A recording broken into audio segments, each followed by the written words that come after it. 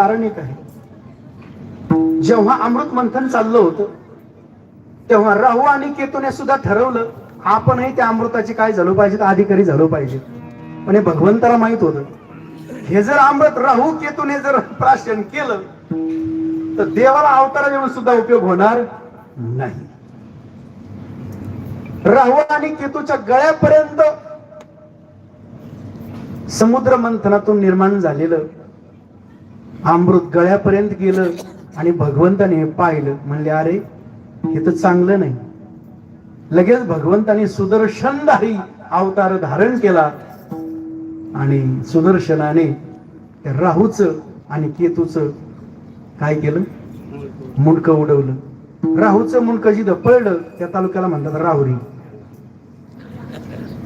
केतूचं मुंडकं जिथं पडलं ते ठिकाण आहे पाथर्डी तालुक्यात रागो हिवरे. त्या केतूचं कड जिथं पडलं त्या गावाचं नाव आहे कडगाव. ते कड ज्याचं होतं त्याचं नाव लोसर. आपण पुन्हा पुन्हा याच्यावर चिंतन करू. अशा प्रकारची ही घटना घडत गेलेली आहे, कारण हे पूर्वीचं दंडकारण्यच आहे. ज्ञान गोदावरीच्या तीरी गौतम ऋषीने तपश्चर्या केली आणि त्याची पर्वणी इथपर्यंत आली. गौतम ऋषीच्या तपश्चर्येनं ही गोदावरी झाली आणि म्हणून या गोदावरीमध्ये ज्ञान गोदावरीच्या तीरी कोणतं ज्ञान, ज्ञानेश्वरी अमृतानुभव चांगदेव 65 हरिपाठ ज्ञान गोदावरीच्या तीरी स्नान केले पांचाळेश्वरी ज्ञानदेवाची अंतरी दत्तात्रय योगिया विठाला विठाला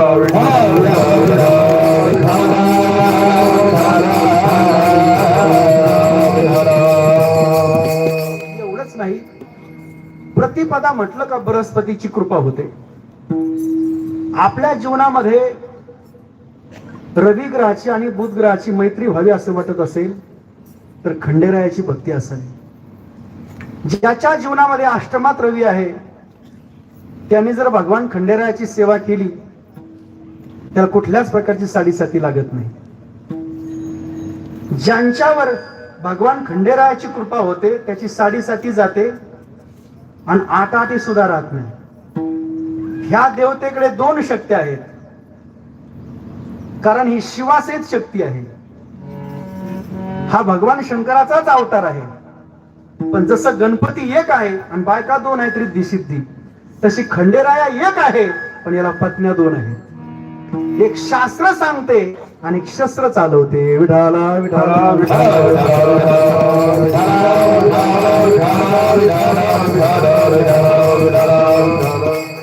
चंपा शिष्ट आहे.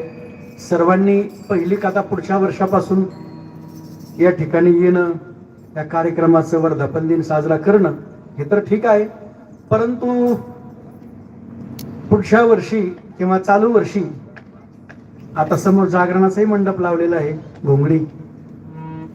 पण सर्वांनी इथे एकदा घोंगडी आथरून सगळ्या गावकऱ्यांनी एकत्रित येऊन आपापले नैवेद्य एकत्रित आणायचे. रोडगं आणायचं, भरीत आणायची, कांद्याची पात, या सगळ्या गोष्टी एकत्रित घेऊन येऊन सगळ्या गावकऱ्यांनी पहिली देवाची तळी उतरायची. कोणाची उचलायची? पहिली देवाची तळी उचलायची आणि नंतर दुसऱ्या दिवशी आपापल्या उचलायच्या. कबूल आहे का? पहिली कोणाची तळी?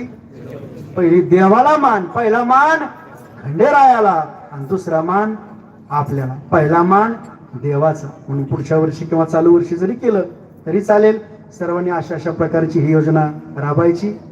आणि दुसरी गोष्ट आहे, दररोज एका कुटुंबाने येऊन भगवंताचं स्नान, पूजा, नैवेद्य, आरती करायची.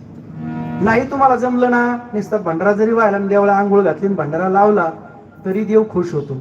कारण देव ज्ञानाला नाही जवळ करीत, देव ना भोळ्याला जवळ करतो.